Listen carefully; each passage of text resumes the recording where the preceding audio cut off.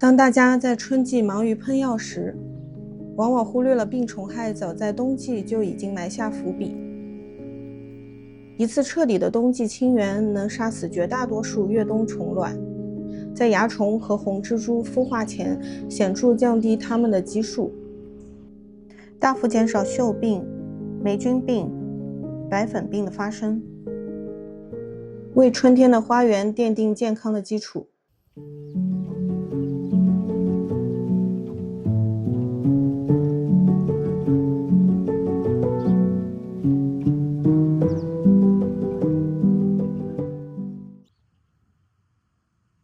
当植物进入休眠时，就可以开始清源，务必在芽苞萌发前完成。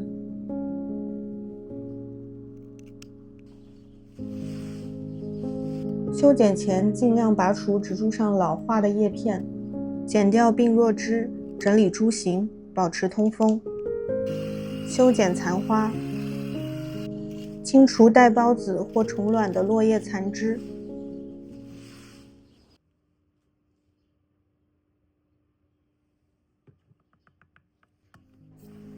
全方位喷洒溶剂和矿物油，控制害虫和有害微生物。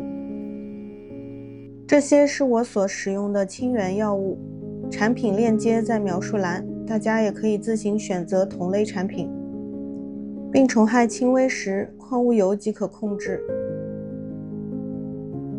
矿物油休眠期的推荐浓度 2.5 到5汤勺每加仑，油需混成乳白色乳液。我用的这款矿物油已经提前乳化，然后加水稀释。矿物油无法防治细菌性溃疡、霜霉病或卷叶病。出现这些情况时，需额外施用溶剂。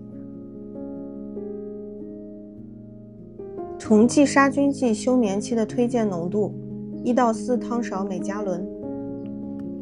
休眠期矿物油和溶剂可以混喷，但我间隔1周更安全。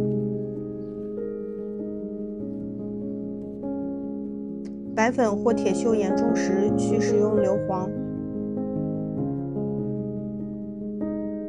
准备一个小容器。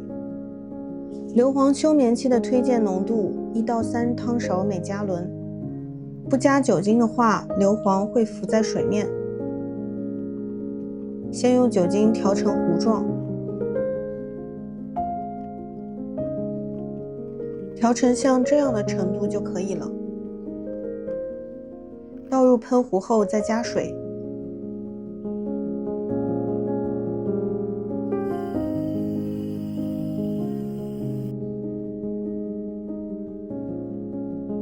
矿物油和溶剂，在产品说明允许的条件下可混喷。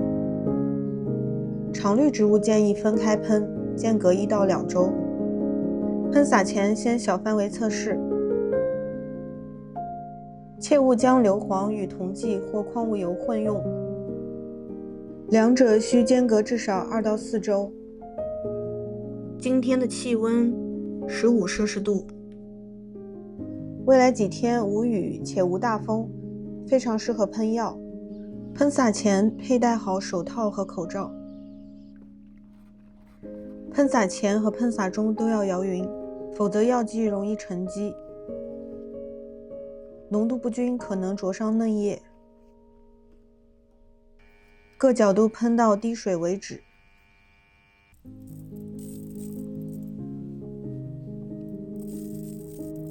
枝干、地面、土壤及花盆各角落都需要喷洒。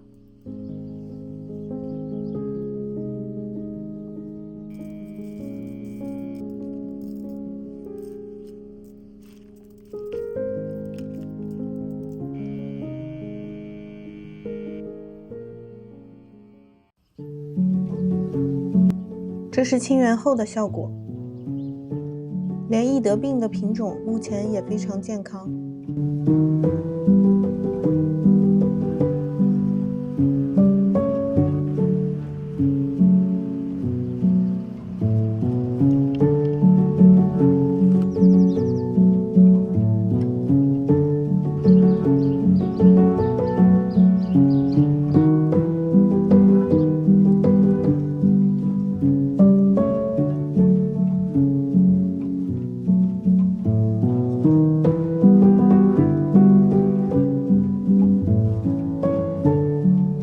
同产品推荐浓度不同，使用前务必查看说明。如果你喜欢这支视频，欢迎点赞关注。